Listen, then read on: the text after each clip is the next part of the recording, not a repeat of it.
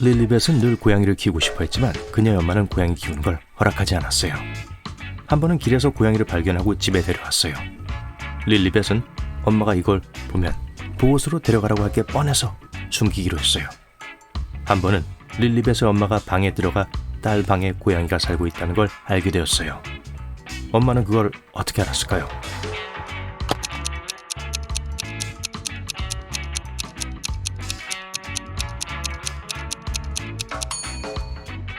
처음 봤을 때 고양이 흔적은 없지만 봐요. 침대 시트가 흰 고양이 털로 덮여 있어요.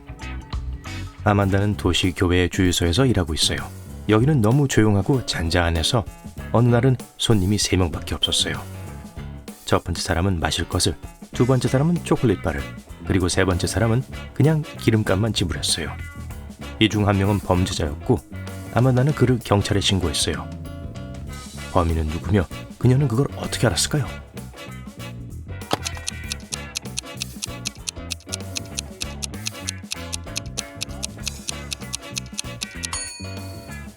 두 번째 남자가 $15 지폐로 돈을 냈어요. 그런 지폐는 존재하지 않기 때문에 이 남자가 돈을 찍어냈다는 걸 의미해요. 존은 북극 탐험 중이었어요. 어느 날 그는 얼어있는 동굴 속에서 깨어났어요. 무슨 일이 일어났는지 기억하지 못했지만 빨리 나가야 했어요. 문이 3개 있었어요. 첫 번째 문 뒤에는 독가스로 가득 찬 방이 있었어요. 두 번째 문 뒤에는 거대한 호수가 있었어요. 세 번째 문 뒤에는 배고픈 북극곰 3마리가 있었어요. 안전해지려면 어느 문을 선택해야 할까요?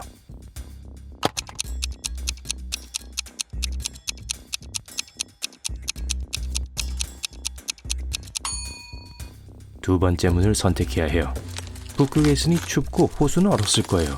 그래서 호수를 건너기 위해 수영할 필요가 없어요. 아담스 부인이 집에 돌아왔어요. 그녀에게는 3명의 10대들이 있었는데 모두 동시에 외출 금지를 당했죠.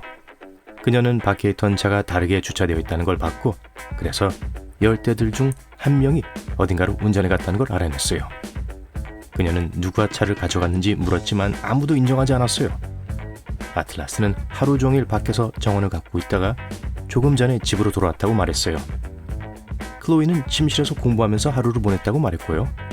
에밀리아는 책 읽고 운동했다고 말했어요. 누가 거짓말하고 있죠?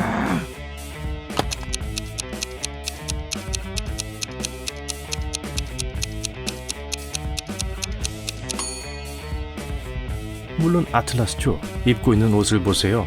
누가 턱시도를 입고 정원에서 하루를 보내나요? 오히려 금방 데이트를 하고 온 것 같은데요. 올슨 부부는 4명의 동거인이 있는 집에 살고 있는 부부예요. 어느 날 올슨 씨는 직장에서 돌아와 올슨 부인이 의식을 잃고 있는 걸 발견했어요. 캘러미 형사가 사건을 조사하기 위해 도착했고 4명의 동거인이 주요 용의자였어요. 에일라는 지난 2시간을 부엌에서 보냈다고 말했어요. 베는 하루 종일 자기 방을 페인트 칠하고 있었다고 말했어요. 클레오는 수영장에서 최소 3시간 동안 수영을 했다고 말했죠. 디는 정원에서 책을 읽고 있었다고 말했어요. 형사는 모두에게 손을 내밀어 달라고 부탁했고 거짓말쟁이를 알아냈어요. 누가 거짓말쟁이죠?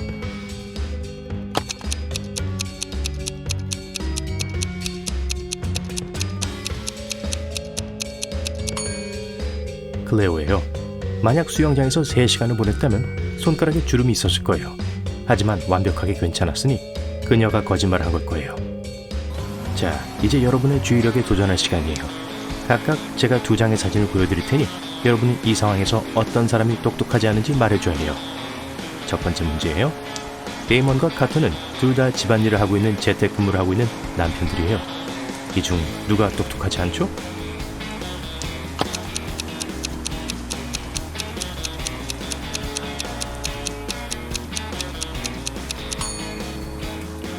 오른쪽에 있는 남자요.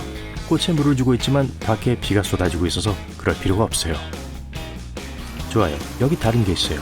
왼쪽에는 셀레스트가 있어요. 그녀는 가족 바베큐를 위해 고기를 굽고 있어요. 오른쪽에는 음악을 들으며 집을 청소하고 있는 지아나가 있어요. 누가 전혀 똑똑하지 않죠?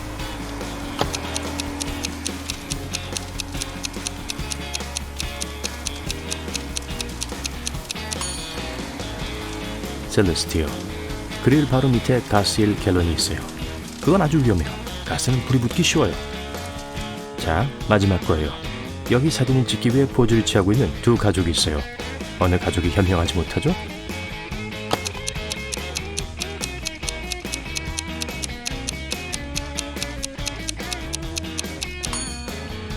바로 여기 이 가족이요.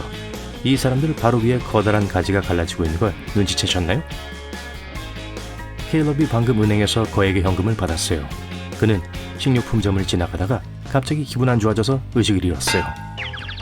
한나라는 어린 소녀가 지나가다가 케일럽을 돕기 위해 손을 뻗었고 구급차를 불렀어요. 곧 남자는 제정신으로 돌아왔어요. 돈을 확인하려고 손을 뻗었는데 돈이 없었어요. 이 야단법석 중에 누군가 돈을 훔쳤어요. 경찰은 3명의 용의자를 확보했죠. 한나와 이들을 지나쳐 가던 다른 2명의 보행자들이요. 누가 도둑이죠?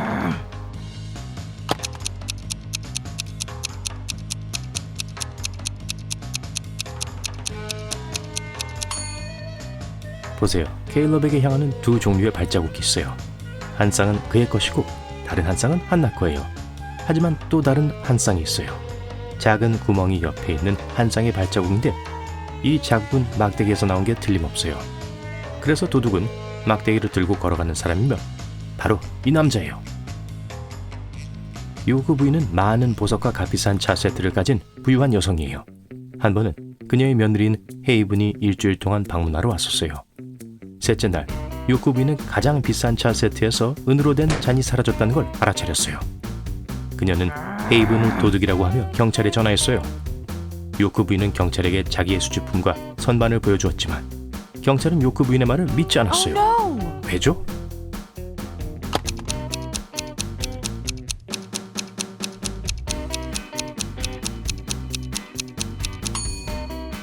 겁이 있어야 할 곳은 선반의 나머지 부분만큼 먼지가 많았어요. 그 뜻은 오랫동안 거기에 아무것도 있지 않았다는 걸 의미해요. 한 유명 작가는 도시에서 멀리 떨어진 농장에서 혼자 살고 있었고 절대로 밖에 나가지 않았어요. 그녀가 보는 유일한 사람들은 그녀의 요리사, 정원사, 그리고 청소부였어요. 아침 식사하기 전 어느 날 청소부는 건강 상태가 좋지 않은 작가를 발견하고 구급차를 불렀어요. 의사는 작가가 중독되었다는 결론을 지었어요. 요리사는 새로운 요리법을 찾느라 바빴다고 말했어요. 정원사는 밖에서 자기 할 일을 하고 있었다고 말했어요. 청소부는 막 일을 시작하려고 했었는데 작가를 발견했다고 말했어요. 누가 작가에게 독을 먹였을까요?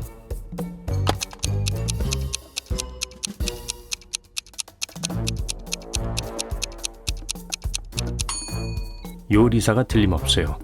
아침 식사 직전에 일어난 일이지만 아무것도 요리하고 있지 않았어요. 요리사는 아무도 먹을 필요가 없다는 걸 알고 있었어요. 왜냐면 자기가 그런 일을 저질렀으니까요. 나야는 휴가 중이고 부모님은 그녀가 마당 세일에 내놓은 몇몇 고서를 필요했어요. 부모님에겐 여분의 열쇠가 있었고 그래서 나야에게 전화를 걸어 그녀의 아파트로 가서 책들을 가져와도 되는지 물었어요. 나야는 동의했고 그녀의 부모님도 그렇게 했어요. 부모님이 아파트로 들어갔을 때 그곳에는 젊은 남자가 있었어요. 그는 자신을 소개하고 부모님에게 자기는 나야의 친구이며 식물에 물을 주러 왔다고 이곳에 온 거라고 말했어요. 나야의 부모님은 그의 말을 믿지 않고 경찰에 강도로 신고했어요. 왜죠?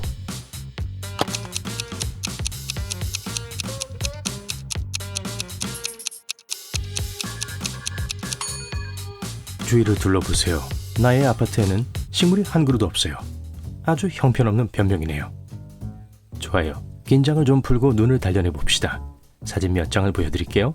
각각의 사진엔 하나를 제외하고 1부터 9까지의 숫자가 숨겨져 있어요. 여러분의 임무는 모든 숫자를 찾고 어떤 숫자가 빠져 있는지 확인하는 거예요. 여기 첫 번째 거예요. 1번부터 9번까지 몇 번이 사진에 없나요?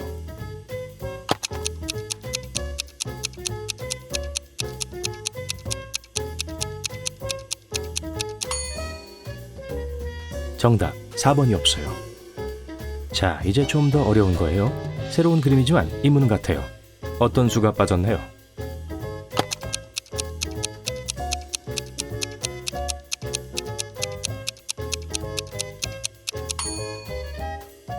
이제 9번이 없네요. 몇 개 더 해보죠. 여기요. 어떻게 생각하세요?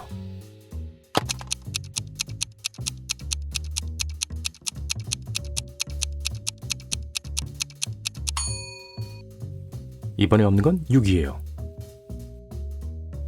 문제가 점점 더 어려워지고 있고 숫자 찾는 게 더 이상 쉽지가 않네요. 하지만 전 여러분을 믿으니까 해보세요. 이번엔 어때요?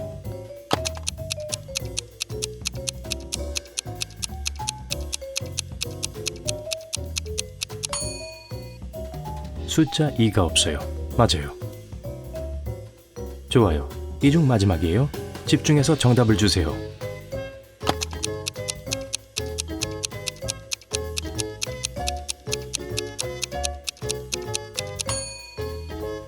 네, 8이 없어요.